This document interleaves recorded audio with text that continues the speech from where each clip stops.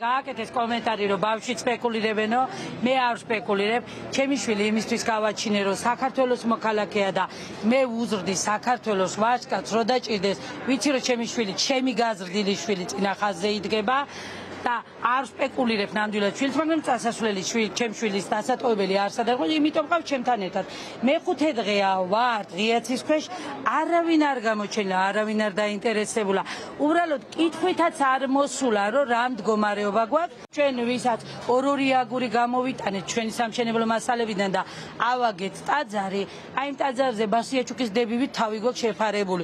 შიგნით ფეხს არ გვადგმევინებენ და იმ ტაძრის ტერიტორიაზე ვართ განლაგებული.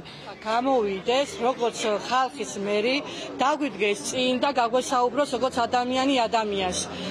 ჩვენ არ გვიჭირეს ასეთ დღეში არ ვიქნებოდი. მართლაც რომ კაპი-კაპიზე ვდებდით და ზოგი ვალა, ზოგი ბავშვი რომ ლუკმას გამოაზრო პირი და ბლოკი ისე და ბლოკზე ისე დავადეთ და რომ გვეცხრა ოცნების სახლი იყო ჩვენთვის. წლების სახლია ეგა, რომ აი ჩვენი ოცნება, აი უკვე ჩვენი სახლი გვექნება, ბავშვებს რო გეგმეს ვალაგებთ, აი ჩვენ ასე შევათ ვიცხოვთ, ჩვენი სახლი გვექნება, სხვის სახლში აღარ ვიცხოვთ.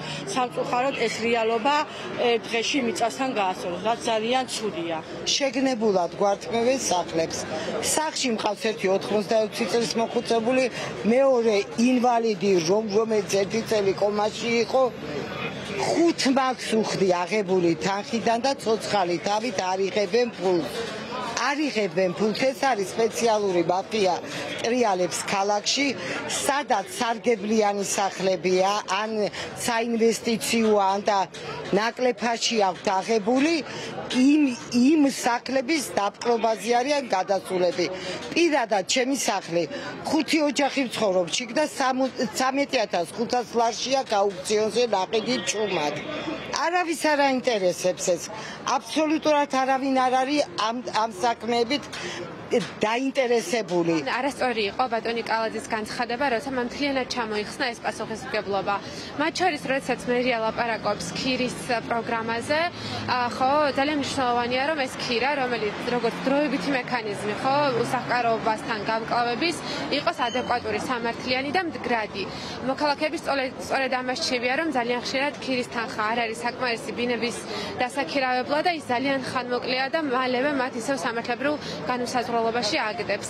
ამავდროულად ჩვენ მოვიკვლიეთ ადგილზე სიტუაცია და ჩანს, რომ ადგილზე არის არაერთი ოჯახი, რომელიც უსახლკაროა, თუმცა ამ დრომდე მათ ეს სტატუსი მერის მხრიდან არ აქვს მინიჭებული და შესაბამისად არც სათანადო ზომებს იღებენ, რომ მათი საცხოვრისის პრობლემები გადაწყვიტონ. ამიტომაც ნამდვილად მოწოდებაა ჩვენი, რომ თბილისის მერიამ საკუთარი პასუხისმგებლობა გააცნობიეროს ამ შემთხვევაში, მაგრამ ბუნებრივია, რომ მერიის მიღმა აქ შემოდის სხვა უწყებების პასუხისმგებლობა, მათ შორის მთავრობის, რომელსაც უსახლკარობასთან გამკლავების პოლიტიკა საერთოდ არა